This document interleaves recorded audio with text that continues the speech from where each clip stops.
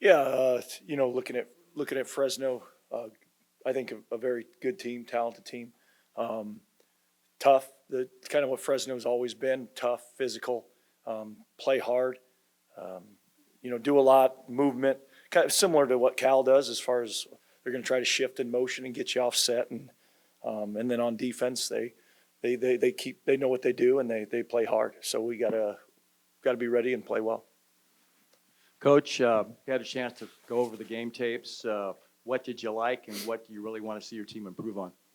Yeah, the things I like on offense. There were some good plays made. Trent Walker, was a big time playmaker for us and continues to be. That was great to see. The things we got to do a better job of is being able to run the ball consistently. I think we didn't do that well enough against Cal. And then we got to make some both decision making, both in the routes that are run based on what the defense gives you and where the ball goes. I think we can improve. Defensively, we talked about it after the game, the ball being thrown over our head.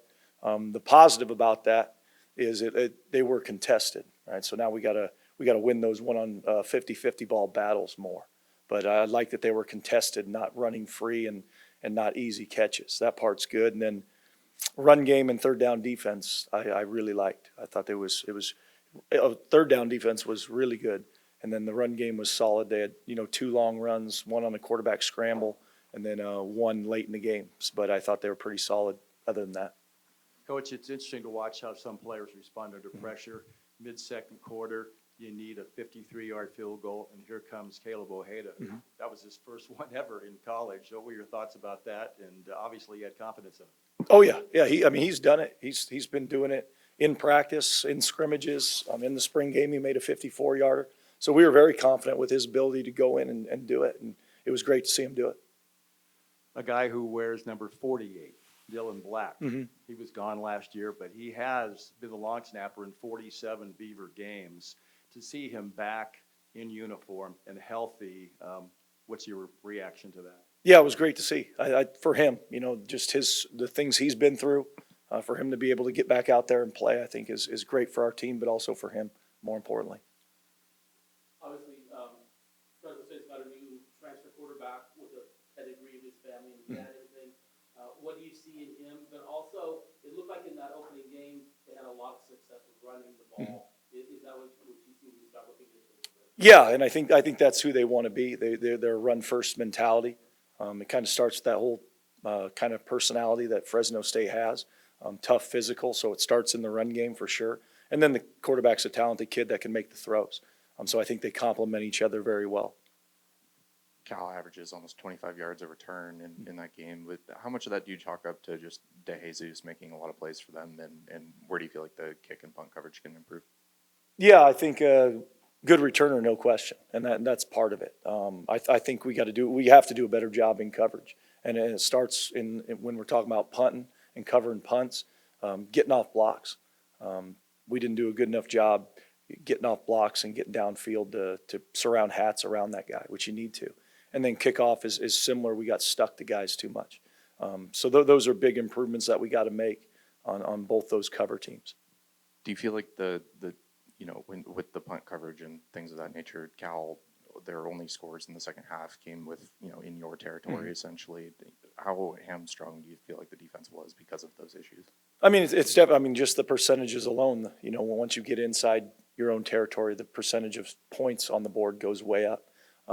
So not what we want, and we got to win the field position battle. I think that's a big part of teams, and taking care of the ball as well is winning that field position battle where, you're making the opponent drive a long field. And in the second half, like you said, their two scores came on very short fields.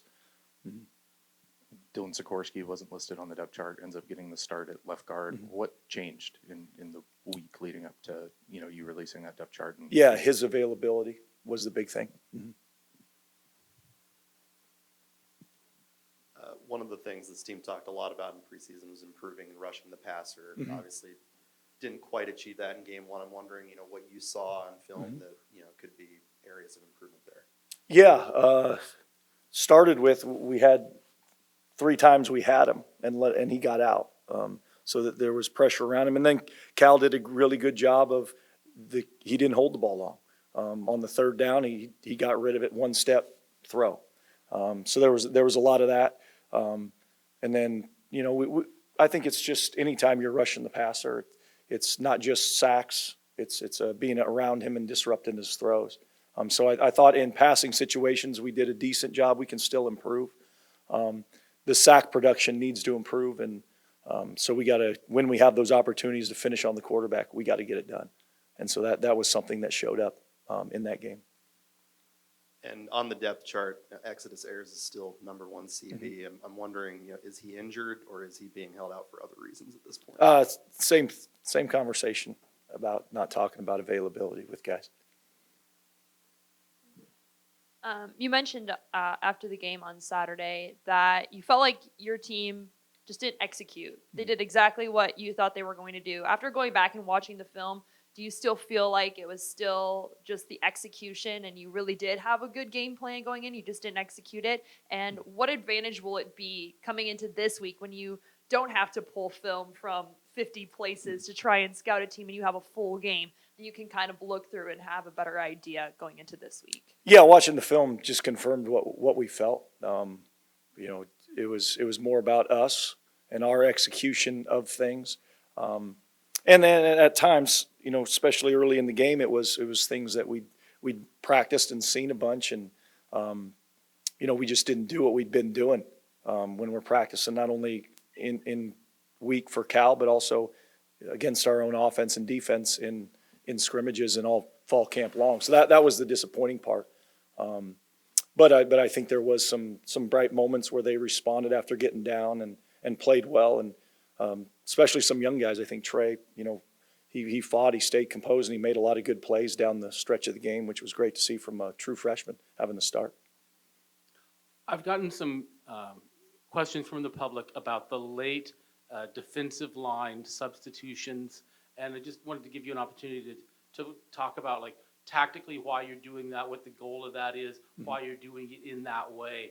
Because we have been asked about why you were doing that consistently throughout the game. Yeah, it's you take control of the pace of the game. You don't let the offense dictate it.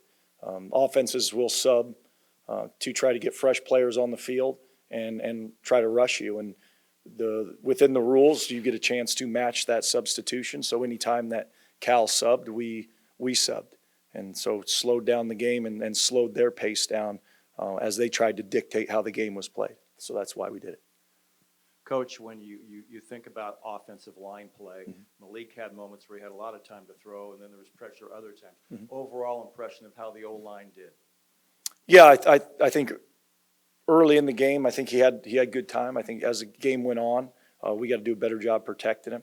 And we can do some stuff schematically to help as well.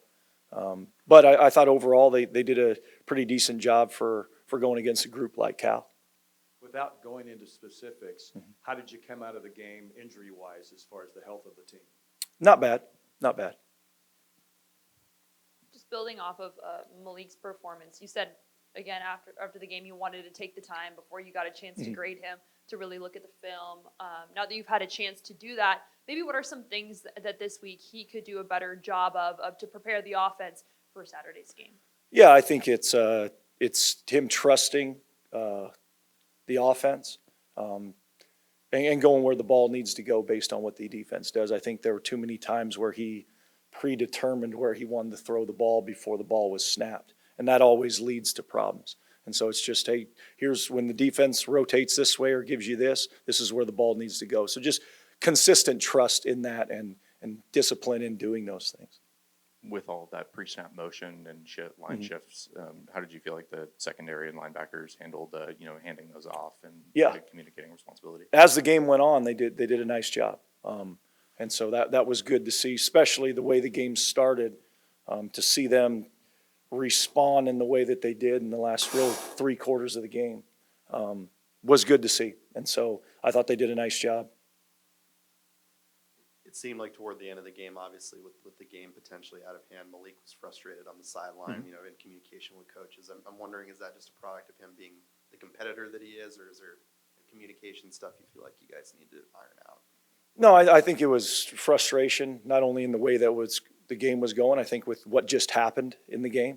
And then, yeah, he's just a competitive person. And sometimes what looks like a negative conversation is sometimes it's just a fiery conversation, but it's not a negative one. And that's what you saw on the sideline. All right, thanks for your time, Coach. Yep, no problem.